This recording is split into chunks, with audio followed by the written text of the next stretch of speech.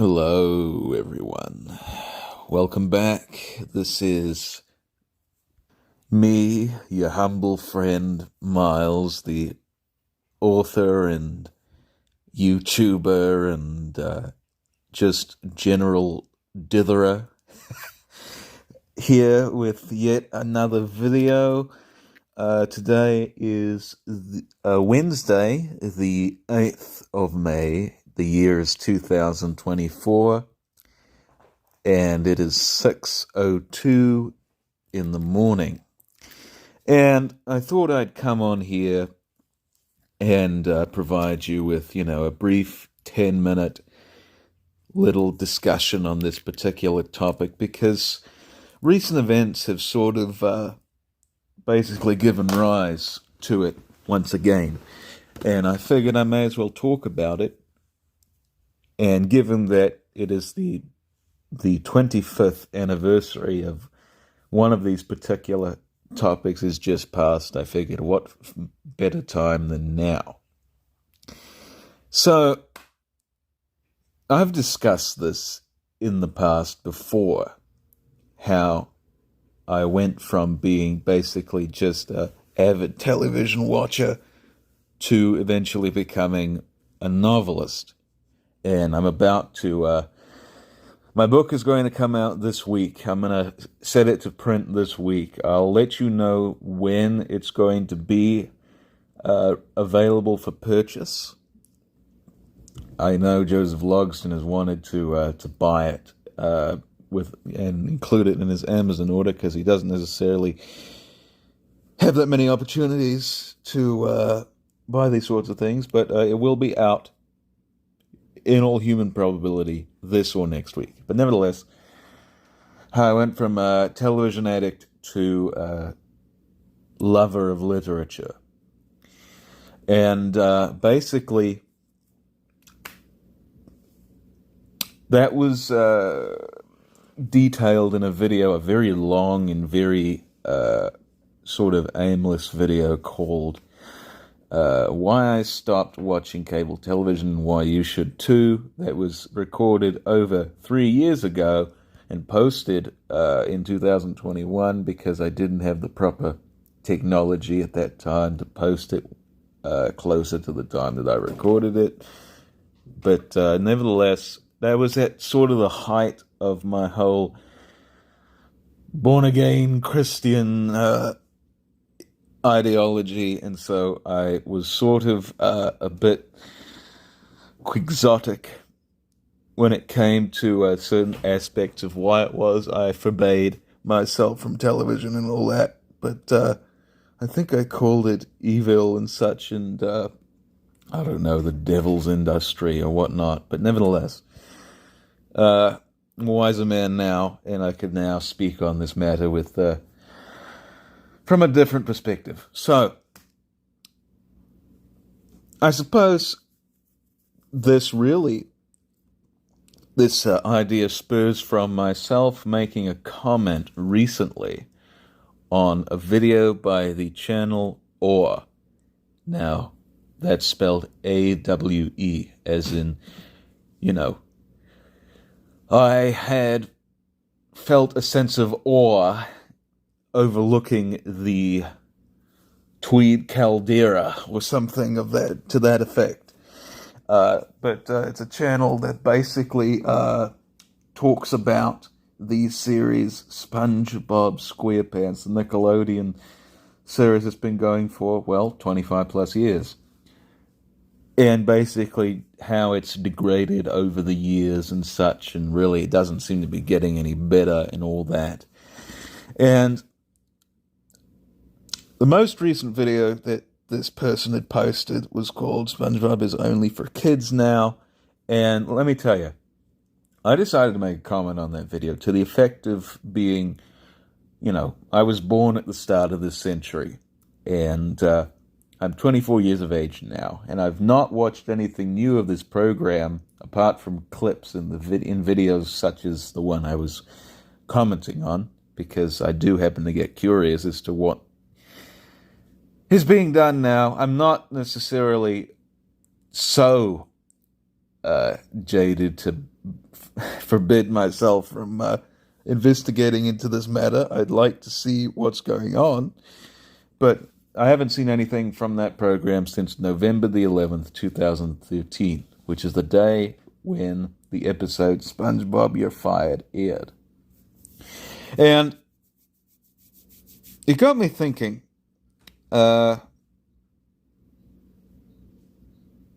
then, when I was, oh Lord, from the age of 0 until about really the age of 13, I had no particular discerning palate at that time. I was just sort of consuming whatever would come my way. And that's Gigi right up there. She's looking down at me from my bookcase. She's wondering what it is I'm talking about. I'm talking about SpongeBob and my breaking from it and how I became a novelist. Gigi. And basically, I would just watch anything. You can go back to that older video. I'll put it down in the description if you want. And really, what I didn't mention in that video, and now that I think on it, it seemed integral that I do mention it, is that I had friends who also had basically been involved in this sort of thing. And, I asked them, hey, did you catch the latest episode of, this program, SpongeBob SquarePants? And, they said, well, no, because it's basically terrible. Most of the older ones, in fact, they even say that the cliched answer of series 1 through 3 are still quite good. I wouldn't even touch this new stuff with a 10-foot knob curry. And I was 11 at the time, and I said, well, I don't know exactly what you're talking about. I can't necessarily. Of course, I wasn't necessarily as verbose as I am now, but I don't know what you're talking about. I cannot discern, what is bad about this series. It's just, something to watch when you're done with your homework or as you're doing your homework or whatnot, And of course, I was into other things like Jurassic Park and King Kong and all that. But nevertheless, it was pretty much my day, I guess. And I basically carried on thinking nothing really of it. And we got Gigi right here. Gigi. The Gigi. And that was around 2011 when this friend said that. And I kept watching the program. Didn't really see anything wrong with it up until the date I described in the comment, the 11th of November 2013. Had to put the cat in the house there because she just would not stop mewing. But anyway, that date, the 11th of November 2013, was when the episode, I believe, Series 9 episode, SpongeBob, You're Fired, aired. And I believe it was on a weekend. I don't necessarily want to go back and look it up. But it was when, nevertheless, I was out of school for whatever reason or other, and I decided to catch this new episode. And people have talked about it, how infamous it is and all that, and so I don't need to really discuss it. And so, basically, I watched it. It seemed fairly okay. I talked a little bit about it in my video about cable television. Basically, I suppose our character is, relieved of his position because it would earn his employer a extra nickel, which is kind of a stupid reason for somebody to be fired. I'm not going to lie. And basically, he has to go search out other work, and he ends up working for various food places who initially don't like him because all he can make are hamburgers. And, ends up thinking, what is it I'm going to be doing here?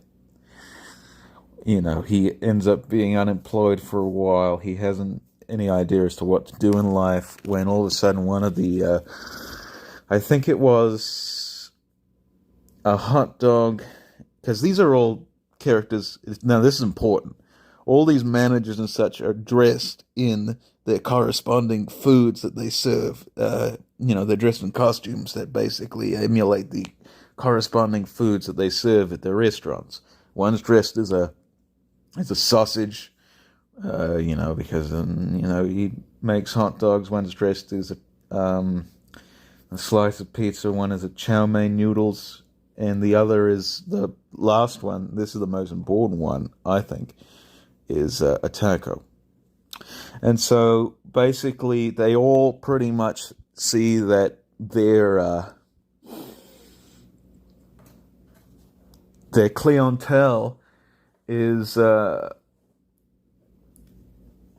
favorable towards SpongeBob's cooking, and each want him as their fry cook or whatnot.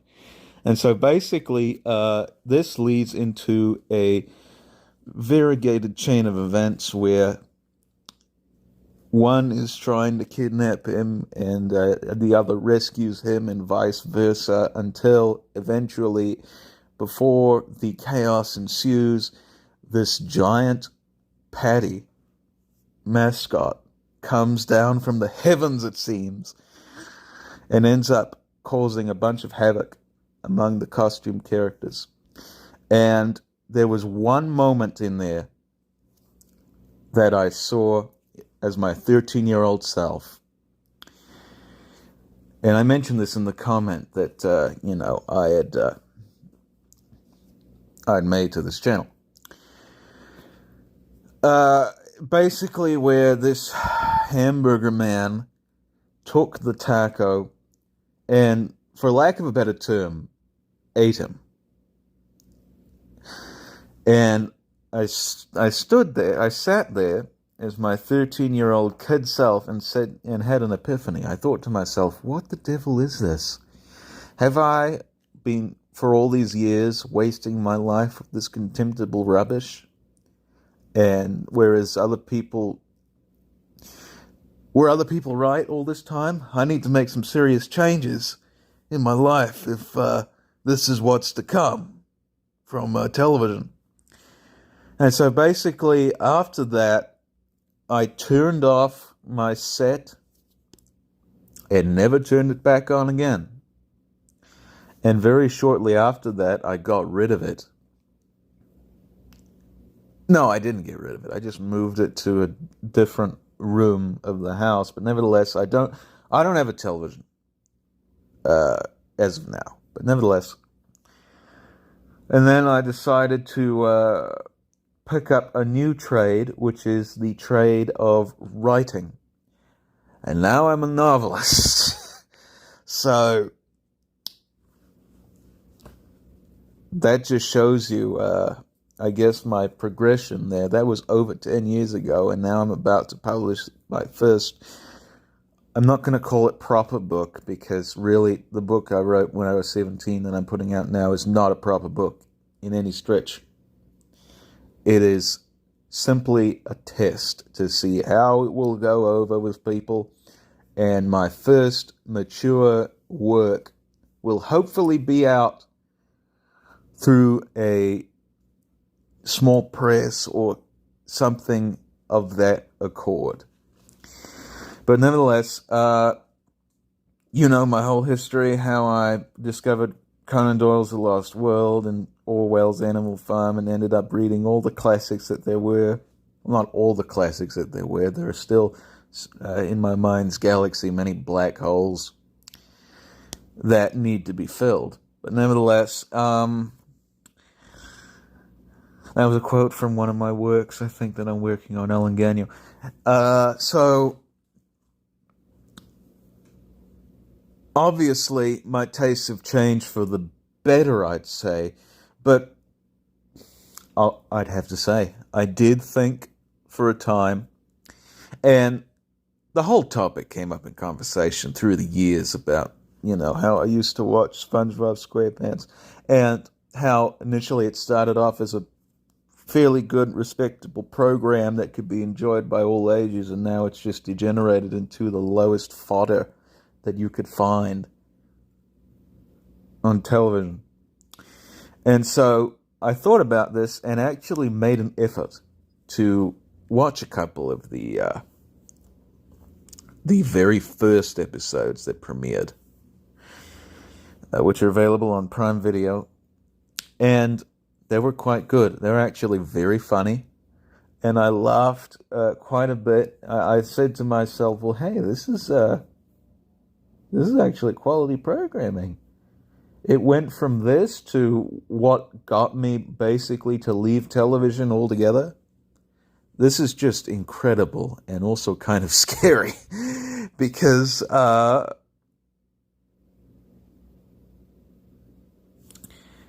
just wondering, if I hadn't have had that revelation, would I be the man who I am today? And this video is going to be titled From SpongeBob to Shore because, well, the most recent person I've read anything by as of, the 8th of May 2024 is George Bernard Shaw, the Irish playwright and critic. And I read his story, The Adventures of the Black Girl in Her Search for God. Main reason why is because, well, I figured it would be similar to a work that I plan to write here soon. It was not, but I think I'll still try and take some elements from it, not necessarily work it in that way, but sort of have a similar structure. But I thought that to be exceptionally good. And I had to think about it for a few days, and I will be reading it again here soon. But now, Shaw, he basically opened up a new avenue down which I will go for entertainment that I would never have considered otherwise. And that's the world of plays. Now, I did have a few Shaw plays in my library before I did purchase in Black Girl in Search of God. But ever since I bought this book, which took forever to get here, in fact, I bought one on eBay, but it never showed up. And I ended up getting one used on Amazon that showed up in a week, and that's the one I read. Ever since I came across that, I've been just trying to get my hands on every Shaw play I could, just to see what the man's all about. Because he's very witty, humorous, and wise. And I did a video some time ago about 3 writers who are better than Arthur Conan Doyle. This man's another one, I'm afraid to say. And I'll talk about him at a later date, but still.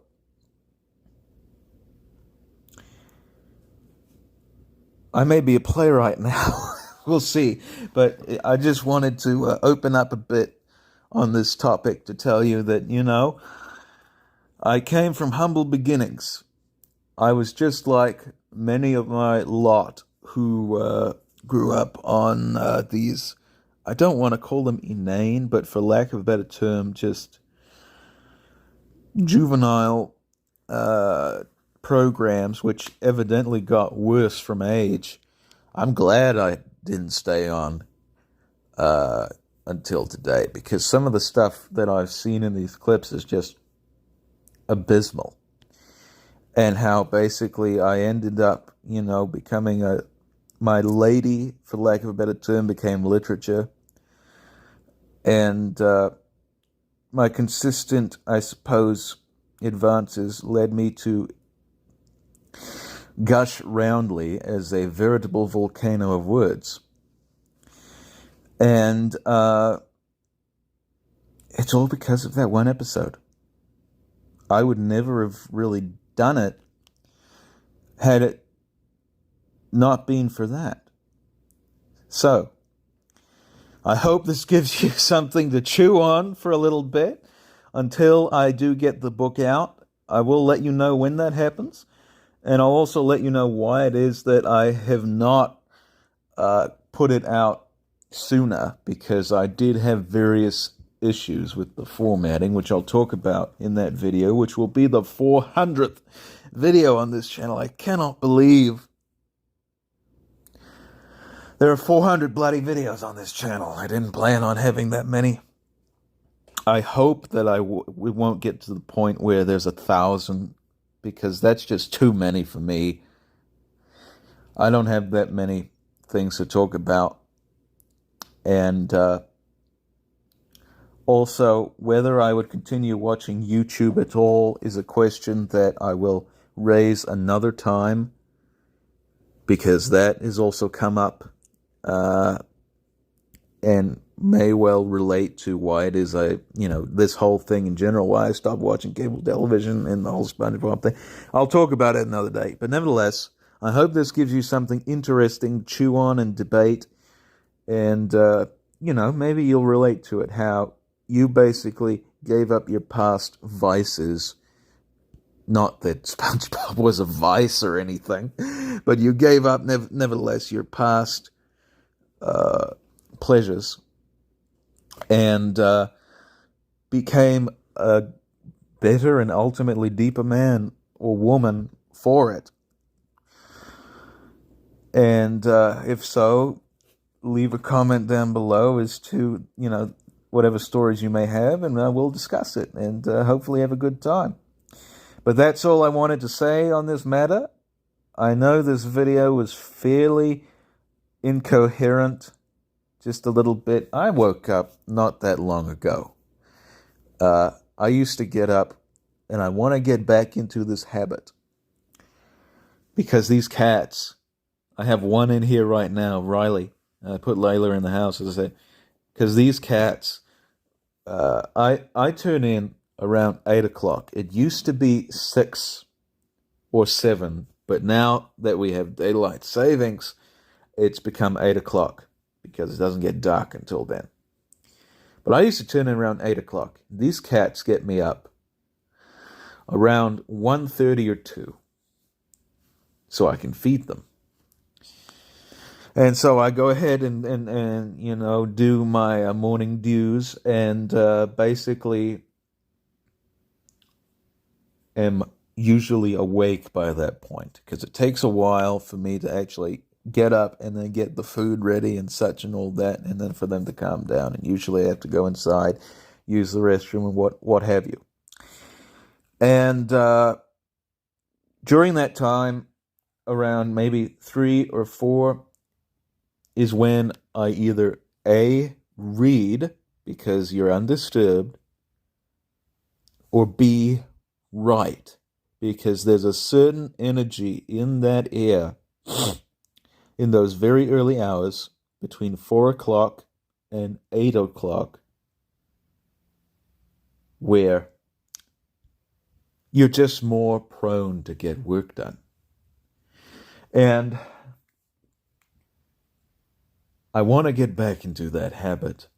I haven't done it lately because, I've been working a lot with, this house and pet sitting enterprise. I've got new clients, and I'm working with old clients and all of that. And it's just completely discombobulated my sleeping schedule. Arguably, it's normalized it, but really getting up at 4:45 in the morning just doesn't work for me. I'm sorry. But nevertheless, I want to get back into that habit, hopefully. And I haven't, the reason why this video is sort of a ramble is because, well, I've only been up for 2 hours. So that's why. But I hope you enjoyed this video. I hope, you have some points to consider down in the comments. And hopefully here I will have my book, Why Am I Forever in Love, out this week or next week. But nevertheless, I will let you know. And we'll provide a link for you to buy it on Amazon. Hopefully in paperback and in Kindle, if you don't want to spend however much on paperback. But that's it. I will go ahead and resume the rest of my day, probably boil myself some eggs for breakfast, or wait until noon to eat the other half of my sandwich from Jimmy John's, because that's my new weight loss thing. I'm waiting till noon to eat things. I'm following Ernie Hudson's diet, the actor, though I am not following his workout regime. I'm telling you that much. Because I can't do that kind of stuff. I'm sorry. It's just, I don't want to be that buff. I'd like to be stringy and wiry and thin. I used to be quite thin. But nevertheless, I'll probably do something to that accord, make breakfast, do whatever, and then get my writing done for the day. And we'll probably post this, as I said, Friday this week. And I hope you have a good morning, midday, afternoon, evening, midnight, whenever you chance to see this video. And we will see you here very soon, hopefully with my debut novel out. And cheers.